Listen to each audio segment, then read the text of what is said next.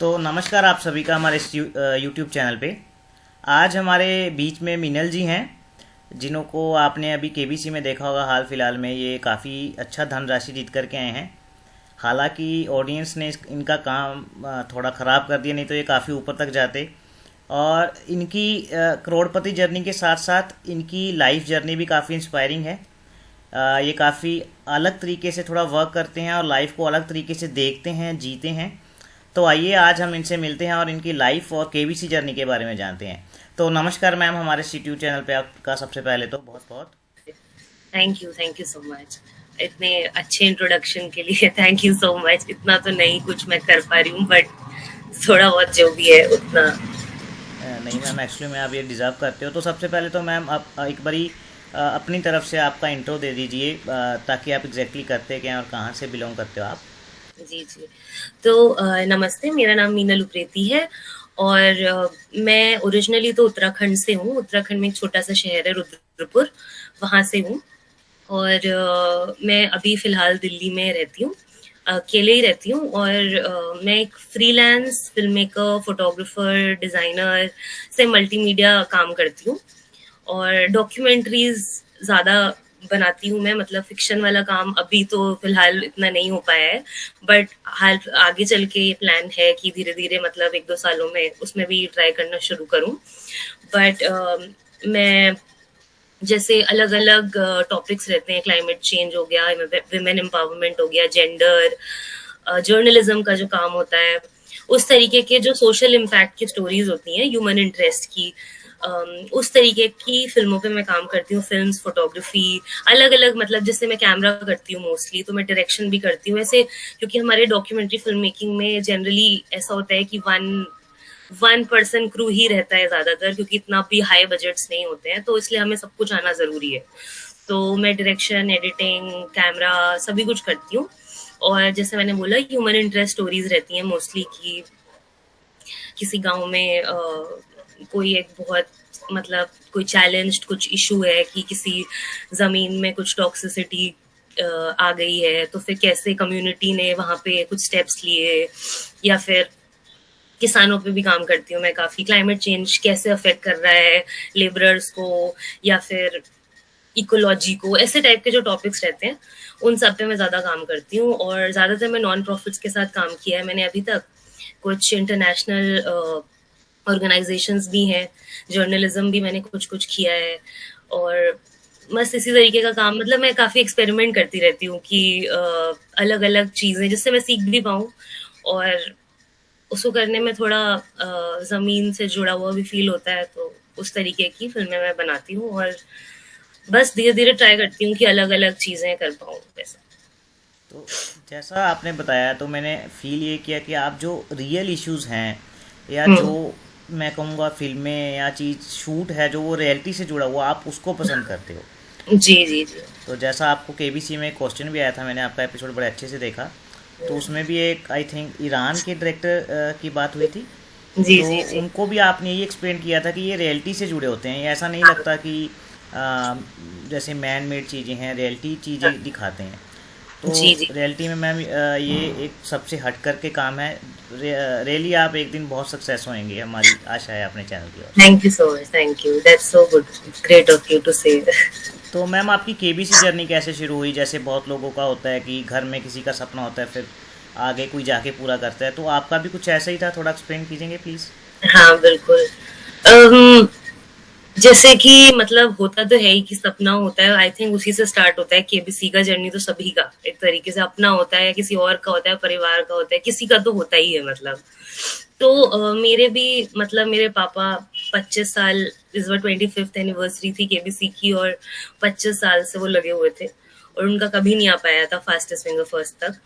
But हर साल जब शुरुआत में भी जब केबीसी आता था, मुझे मम्मी बताती हैं ये कि जब हम छोटे हुआ करते थे और जब शुरू हुआ था, तब भी पापा मतलब लैंडलाइन के अपने एक्स्ट्रा पैसे दे करके ट्राई करते रहते थे। और वो जो फोन लगता था और उसमें लगे रहते थे, और सारे मतलब आधे बिल वो उसी में दिया करते थे।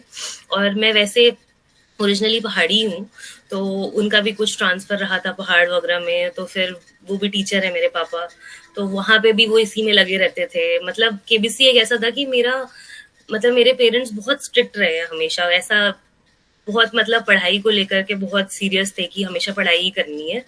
आर्ट की जर्नी थोड़ी मेरी अलग ही थी, क्योंकि मेरे को ये पता था कि ऐसे तो नहीं अलाउ करेंगे आर्ट को चूज करना, लेकिन मैं पढ़ती रहूंगी तो शायद कुछ एग्जाम्स निकाल लूंगी आर्ट से रिलेटेड तो शायद मान जाए।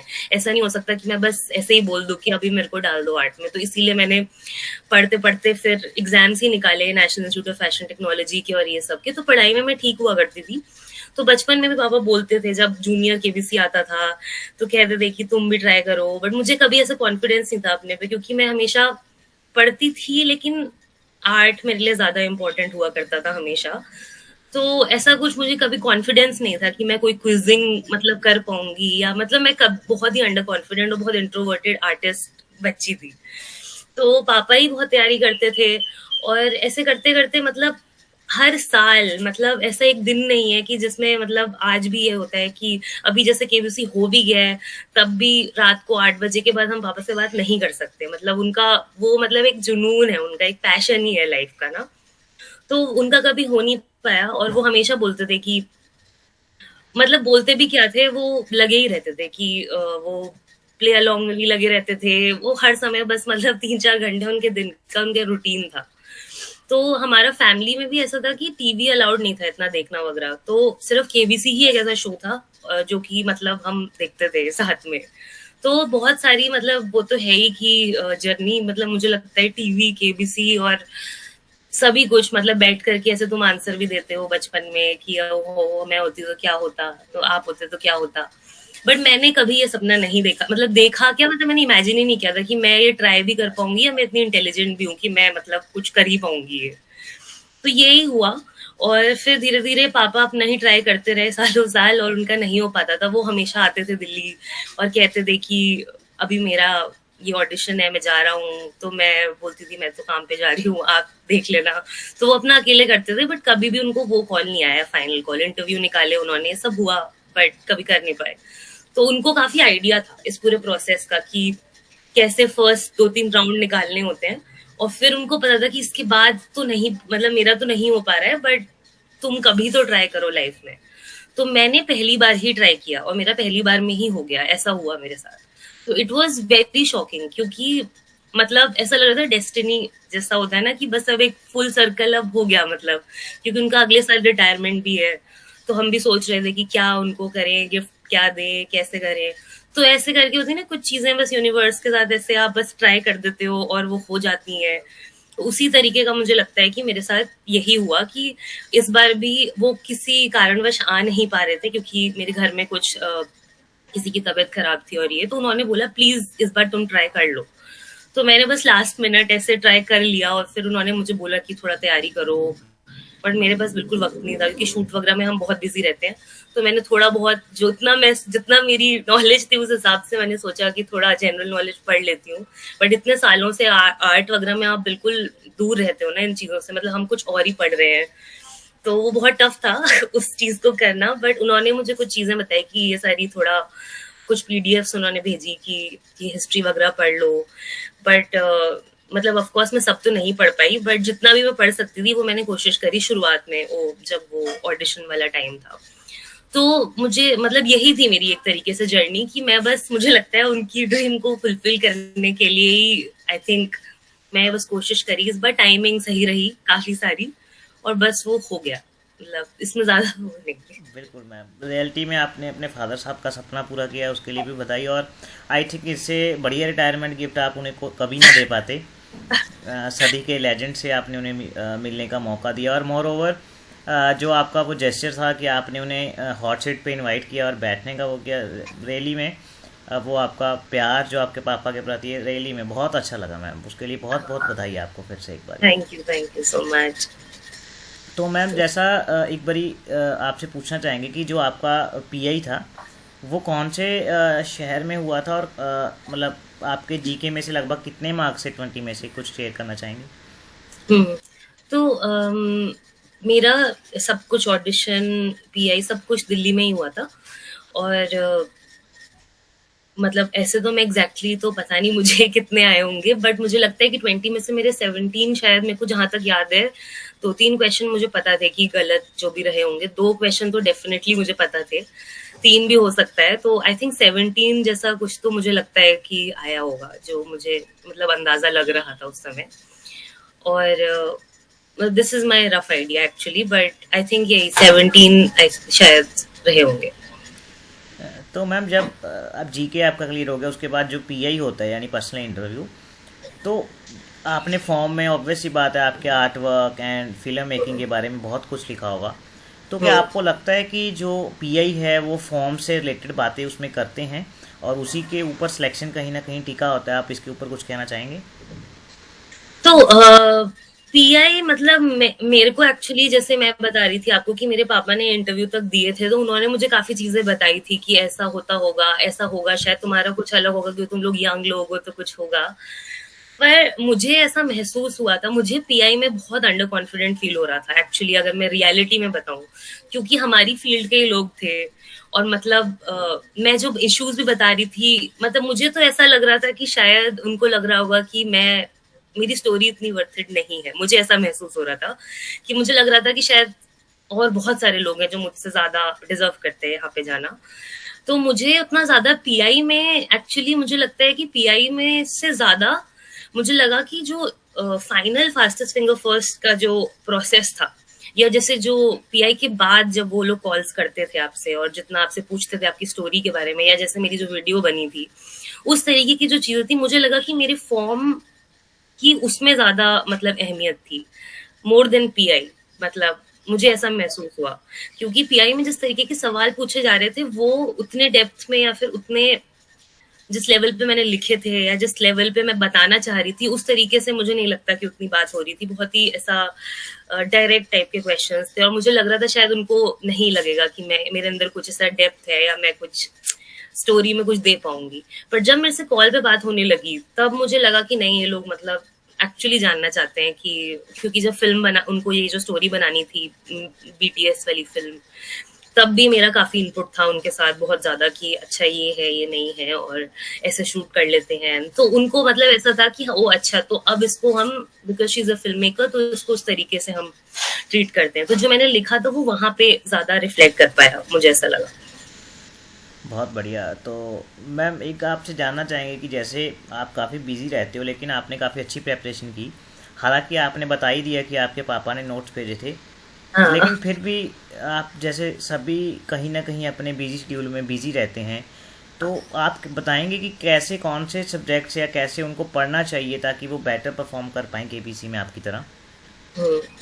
तो आई थिंक पहले तो मुझे बहुत ज्यादा, ऑनेस्टली मैं ये बताऊंगी कि मतलब इंटरव्यू तक तो निकालना आई थिंक फिर भी मैनेजेबल है, कि आप अगर थोड़ा थोड़ा भी अगर आप नॉलेज रखते हैं, जनरल नॉलेज एंड जो भी जीके भी अगर आप थोड़ा रिफ्रेश कर लेते हैं, तो मुझे ऐसा लगता है कि शायद इंटरव्यू तक आप में भी जीके राउंड निकाल लें, या फिर थोड़ा लक भी चले, या जो भी, मतलब उससे कुछ तरीके से आप पहुंच सकते हैं।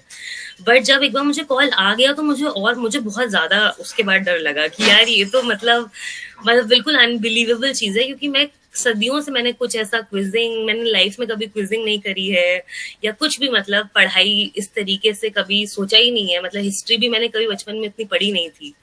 तो तो मुझे एक्चुअली, बट मुझे बहुत इंटरेस्ट है नई नई चीजें, नए नए तरीके से रिसर्च करना, किसी भी मतलब कुछ भी हो, तो मैं उस चीज का रिसर्च बहुत डेप्थ में करती हूँ। तो पापा ने तो मुझे कुछ पीडीएफ भेजे ही थे, बट मैंने बहुत ऐसा केबीसी के एपिसोड्स दोबारा देखे, जो क्रिएटिव लोग आए हैं केबीसी में, अगर कोई भी दूर दूर तक, या जो भी थोड़ा भी मेरे फील्ड से कहीं भी मतलब मेल खाते हैं, तो मैंने देखा कि क्या क्वेश्चंस, मतलब इतने, तो मेरे को ऐसा लगा कि यार इतने तो ऐसे क्वेश्चंस नहीं आ सकते कि जो मतलब मेरे दुनिया से बिल्कुल करीब ही नहीं है, तो ऐसे तो मतलब हम कैसे ही जा सकते हैं मतलब ना वहां पे, क्योंकि हम इतना तो नहीं पढ़ सकता कोई भी इंसान। तो ये मुझे समझ आ गया था कि भले ही मेरे को कुछ टॉपिक आए ना आए बाकी, पर मुझे फिल्म मेकिंग का सब आना चाहिए, मतलब कुछ हो ना हो, इतना मुझे पता था कि अगर उन्होंने मुझे लिया है एज अ फिल्म मेकर, तो कुछ ना कुछ तो ऐसा रहा होगा कि वो भी चाहते होंगे कुछ अलग क्वेश्चंस रहे, या ऑडियंस भी कुछ नए क्वेश्चंस देखे। तो इतना मुझे श्योर था, तो मैंने बहुत डिटेल में मतलब दोबारा से अपनी फिल्म नॉलेज को बहुत पढ़ा और बहुत रिफ्रेश किया।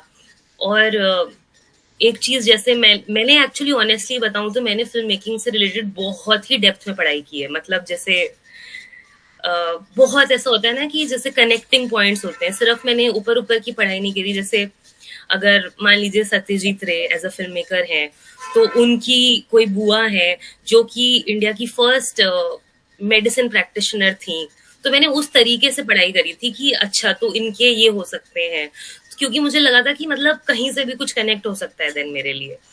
तो ऐसे करते करते मैं, मुझे लगता है कि मैं फिर जनरल नॉलेज भी पढ़ पाई कि अच्छा वो फिल्म मेकर से related कहानी की तरह, मतलब जो मेरी कहानी का ही अगर कहने का तरीका है तो मैं उसी तरीके से कोशिश करी मैंने। और कुछ टॉपिक्स थे जो मुझे पता था कि अभी तो बहुत लेट हो गया है, मैं उसको पढ़ ही नहीं सकती, जिसमें जिसमें भी ऑडियंस ने मेरे को जिसमें सपोर्ट वो नहीं मिल पाया। वो जो था जैसे माइथोलॉजी, तो माइथोलॉजी, हिंदी माइथोलॉजी मेरे को नहीं, मतलब मैंने कभी पढ़ी ही नहीं है ऐसे, और मुझे नहीं आती है। तो हिंदी माइथोलॉजी और स्पोर्ट्स जैसे मेरे वीकेस्ट टॉपिक्स थे, तो मेरे को ग्रीक माइथोलॉजी आती थी फॉर एग्जाम्पल, तो मैंने उसकी पढ़ाई थोड़ी ज्यादा करी। और मतलब जो भी टॉपिक्स मैं नहीं कर सकती थी, मैं बिल्कुल श्योर थी कि इसको लास्ट मिनट अभी पढ़ के तो मैं मतलब कुछ नहीं कर सकती, क्योंकि मेरी दुनिया में ही वो मतलब ऐसा नहीं है कि कोई प्रेपरेशन या कुछ ऐसा। बाकी आई थिंक मैंने बहुत चैट जीपीटी और एआई को भी यूज बहुत ज्यादा किया था कि कैसे मैं कनेक्शंस निकालूं। ट्रिविया मेकिंग कर रही थी मैं, मतलब कि ओ अच्छा, अब ये उत्तराखंड से अगर मैं हूँ तो यहाँ पे ऐसा क्या हुआ होगा जो कि मतलब हिस्ट्री से कनेक्ट हो सकता है। उस टाइप के ट्रिवियाज मैंने बहुत सारे बनाए, और मतलब मुझे मजा आने लगा एक्चुअली वो पढ़ने में। तो जनरल जो पीडीएफ जो मैं बोल रही हूँ, पापा ने जो मटेरियल भेजा, उन्होंने बहुत बेसिक मटेरियल जो होता है कि फर्स्ट वुमेन, फर्स्ट जो भी होते हैं वो सब, पर वो उतना रटना मतलब मेरे लिए बहुत टफ हो जाता है। I need a story.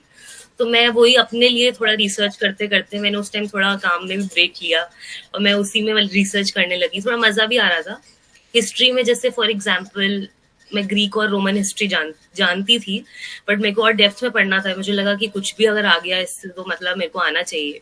तो मैं जैसे कुछ टीवी सीरीज हैं जो मुझे अभी भी पता चले कि अच्छा वो रोमन एम्पायर को लेकर के टीवी सीरीज हैं कुछ कुछ, तो वो मैंने नेटफ्लिक्स पे देखे और समझा कि वो स्टोरी की तरीके से कैसे समझ सकती हूँ। तो जितना भी मतलब मैक्सिमम मैं पढ़ सकती थी वो मैंने कोशिश करी। बाकी फिर कुछ कुछ यूट्यूब चैनल्स जैसे आई थिंक यूट्यूब चैनल्स जो होते हैं जिसमें केबीसी प्रेपरेशन होती है, उनका थोड़ा जीके भी ट्राई किया कि कितना कर सकती हूँ। और शायद कुछ कुछ ऐसा जो जीके जनरल नॉलेज की चीजें होती हैं उसमें भी मैं ट्रिवियाज ही बना रही थी। एक्चुअली ऑनेस्टली स्पीकिंग मैंने स्टोरी और ट्रिविया के फॉर्मेट में ही पढ़ाई पूरी करी। भले ही पीडीएफ था बट उससे मैं पढ़ ऐसे पाती नहीं हूँ उतना ज्यादा रट्टा नॉलेज से। तो वो करते करते एक्चुअली मुझे बहुत मजा आने लगा था कि अच्छा अभी ये तो आई थिंक लाइक मतलब वो ज्यादा मेरा एक पढ़ने का तरीका था। मैम जैसा आप बता रहे हो ना, एक्चुअली तैयारी करने का ये सही भी तरीका है कि केबीसी, देखिए हर एक फील्ड में से, अलग अलग फील्ड में से केबीसी के पास लोग आते हैं। तो केबीसी का सीधा सीधा एम है किसी भी व्यक्ति को जिताना, ना कि हराना। वो जिताना हाँ। चाहते हैं। अब इट डिपेंड्स कि आपकी नॉलेज आपके फील्ड में कितनी है। जैसा आपने बताया कि आपने सत्याजीत रे के बारे में पढ़ा, तो मैं सभी को ये बताना चाहूँगा कि जैसे मैम ने बताया कि कनेक्टिंग करके उन्होंने कैसे पढ़ा। जो बड़े क्वेश्चंस हैं दोस्तों, 50 लाख, 1 करोड़, 7 करोड़, वो इसी तरीके से तैयार होते हैं इन डेप्थ। जो चीज़ें अक्सर हम नहीं पढ़ते, लेकिन जो नाम जैसे सत्याजीत रे एक बहुत प्रख्यात नाम है, लेकिन उनके बारे में आगे इन डेप्थ पढ़ना जैसे मैम ने बताया, तो it's the key to win big amount. जैसे 1 करोड़, 50 लाख। और हालांकि आई थिंक अगर मैम को ऑडियंस साथ देती तो ये काफ़ी अच्छी अमाउंट जीत के आता, जिस प्रकार से बता रहे हैं इन्होंने तैयारी की थी। लेकिन वही है, डेस्टिनी एंड लक। लेकिन मैम ने फिर भी बहुत अच्छा किया। तो मैम लास्ट आपका ज़्यादा टाइम नहीं लेंगे। आई नो कि आपने बहुत बिजी शेड्यूल में से टाइम दिया है, उसके लिए बहुत बहुत धन्यवाद आपका एक बारी। तो मैम एक बारी जैसे आप सेट पे गए, मैं अक्सर सभी से सवाल पूछता हूँ, तो वहाँ पे एबी सर का जो ऑरा है वो डिफरेंटली हिट करता है कंटेस्टेंट को, ऑडियंस को। उसके बारे में अगर कुछ बता पाएँ, इससे सबको मोटिवेशन भी मिलेगा और केबीसी में अच्छे से प्रेपरेशन करने का, ताकि उनका ऑरा एक बार एक्सप्लेन कर दीजिए, इतनी एज के बावजूद भी वो कैसे काम कर रहे हैं इतना बढ़िया, प्लीज़। तो मेरे लिए तो बहुत ज्यादा इंस्पायरिंग था, क्योंकि मैं इंडस्ट्री में मतलब जाना चाहती हूँ, उसी इंडस्ट्री से हूँ। और आई थिंक मतलब पहले मुझे लगता है जो सबसे पहली बार हम जब बैठे थे फास्टेस्ट फिंगर फर्स्ट में, और जब वो पहली बार भाग के आए थे, जब म्यूजिक बजना स्टार्ट हुआ था, तब बहुत डर लग रहा था, मतलब मुझे उस टाइम पे बहुत इमोशनल हो गया था कि शिट, मतलब हम सच में देख पा रहे हैं, मतलब ये होगा। और एक्चुअली मेरा जो सीट था वो मतलब उनके व्यू पे सीधा था, मतलब मेरे को एकदम लाइक मैं जब मेरा नहीं हो पा रहा था फास्टेस्ट सिंगर फर्स्ट, बट मैं उनको देख पा रही थी पूरा समय। और मतलब मैं इतना खो जा रही थी क्योंकि वो as an actor, as a real person वो इतने अवेयर है। मतलब जैसे मैं बीच में, मुझे याद है कि मैं एक बार वॉशरूम के लिए गई थी और उन्होंने वो सेट स्टार्ट नहीं किया था जब तक उन्होंने बोला ये देवी जी नहीं आई है, जबकि मेरा उस टाइम हुआ नहीं था। तो वो इतने अवेयर है और वो इतने ज्यादा मतलब आपको कंफर्टेबल फील करा देते हैं कि मतलब जहाँ आप फास्टेस्ट सिंगर फर्स्ट में बैठे हैं या फिर ऑडियंस भी है फॉर एग्जाम्पल, तो वो सब कुछ ऑब्जर्व कर पा रहे हैं आज भी। तो मतलब इतना मतलब अवेयरनेस मुझे नहीं पता कि कैसे हो सकती है किसी में, और इतना लाइट रखने की भी क्षमता है उनमें कि इतने टेंस माहौल में वो मतलब कोई जोक क्रैक कर सकते हैं, वो मतलब आपको कुछ भी, मतलब किसी पे भी जोक क्रैक कर सकते हैं, डायरेक्टर पे जोक क्रैक कर रहे हैं। तो मैं तो काफी अमेज थी उनसे, मतलब कि और मतलब जब एक बार मैं वहां पहुंच गई तो और भी ज्यादा बड़ी चीजें थी, क्योंकि मैं उनसे, जैसे ईरानियन फिल्म का आपने बोला, तो ऑफ कैमरा उन्होंने मुझसे फिल्म उस क्वेश्चन के बाद ईरानियन सिनेमा पे डिस्कशन किया पूरा। और वो मेरे लिए बहुत बड़ी चीज थी कि मतलब एज अ फिल्म मेकर मैं सुन पा रही हूँ कि सर ने भी देखी हूँ फिल्में। तो या फिर जैसे म्यूजिक पे उन्होंने मुझसे बहुत बात की, फिर जैसे मैं उनके सेम बोर्डिंग स्कूल से भी हूँ वहीं से ना, उस पे मतलब उन्होंने मुझे पूरा बताया कि एक पहाड़ था जहां से एक लड़की की डेथ हो गई थी कि वो पेंटिंग कर रही थी, इसलिए मैं तुम्हें ये बता रहा हूँ। तो वो इतना मतलब ऐसा fatherly figure, grand fatherly figure आपको मतलब महसूस कराते हैं, मुझे लगा कि एक पॉइंट के बाद मतलब मुझे भी मजा आने लगा था कि मैं बिल्कुल अंडर कॉन्फिडेंट रहती हूँ जनरली। तो मुझे जब क्विज में मजा आने लगा तो मुझे लगा ये तो मतलब ये अचीवेबल है, मतलब कोई भी इंसान अगर अवेयर रहे, थोड़ा मेहनत करे, तो शायद मतलब अचीवेबल है ये। भले ही आप हार जाओ या जो भी, मतलब अब लक साथ ना दे वो कोई बात नहीं, उनको भी काफी दुख हुआ था जैसे कि, क्योंकि काफी शॉकिंग था उनके लिए भी।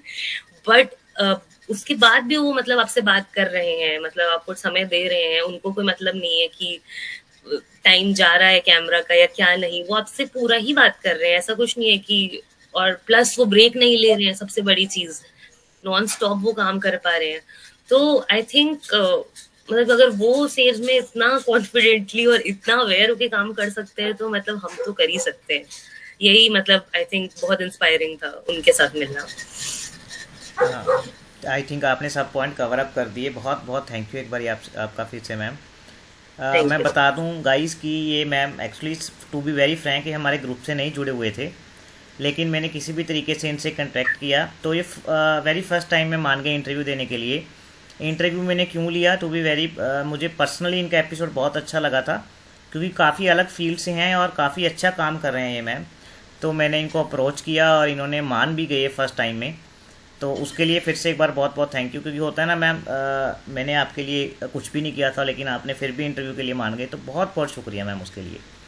नहीं नहीं, थैंक यू सो मच। मैंने आपका एपिसोड देखा था, जैसे मैंने आपको बोला था कि मैं वहां पे और कंटेस्टेंट्स भी थे जो मेरे साथ थे, और मैं काफी मतलब मैं ढूंढना चाह रही थी उन लोगों को, बट मुझे और कहीं मिल नहीं रहे थे। मैंने आप ही का एपिसोड देखा, फिर हम कनेक्ट भी हुए, उसके बाद मैं उन कंटेस्टेंट से बाद में कनेक्ट भी हुई। तो ऑफकोर्स आपका चैनल बहुत इंपॉर्टेंट है, क्योंकि जब आप प्रिपेयर कर रहे होते हो, मुझे लगता है कि एक बार एपिसोड आ जाए तो चलो एक हिस्ट्री हो गई, बात बनी, मतलब हो गई। लेकिन जब आप प्रिपेयर कर रहे होते हो तो मतलब मैं रोज वही देख रही थी कि यार कौन है, कौन ऑडिशन में थे मेरे साथ, या मतलब उस समय आप ढूंढना चाहते हो लोगों को ना, और उस समय आप देखना चाहते हो कि कैसे बाकी लोग कैसे प्रिपेयर करें, लास्ट मिनट तक आप कर रहे होते हो प्रिपेयर। तो उसके लिए ये सब बहुत इंपॉर्टेंट है कि ऐसी कम्युनिटी बनी रहे, और मतलब और भी कोई लोग जिनको में भी देख करके लगे कि नए फील्ड में आना है, या मतलब जो भी तैयारी भी करनी है, क्योंकि मैं तो बहुत अंडर कॉन्फिडेंट थी ऑनेस्टली। मुझे लगा था कि मैं सारे आईएएस प्रिपरेशन वालों के साथ कैसे मतलब मैं बैठ के वहां दे पाऊंगी, बट हो गया, मतलब वही बात थी। तो उस तरीके से बहुत इंपॉर्टेंट है आपका भी चैनल और आप लोग जो करते हैं, तो thank you so much for calling me. बहुत बहुत थैंक यू। एक दिन आशा करते हैं मैम आप बहुत बड़े डायरेक्टर, जो भी आपका सपना है वो अचीव हो। बस हमें याद थैंक रखिएगा जब कभी मिलने का यू। मौका मिले आपसे, जब चलिए ठीक है मैम। बिल्कुल बिल्कुल। थैंक यू, बहुत थैंक बहुत यू। आभार आपका इंटरव्यू के लिए। तो thank you so thank much. You.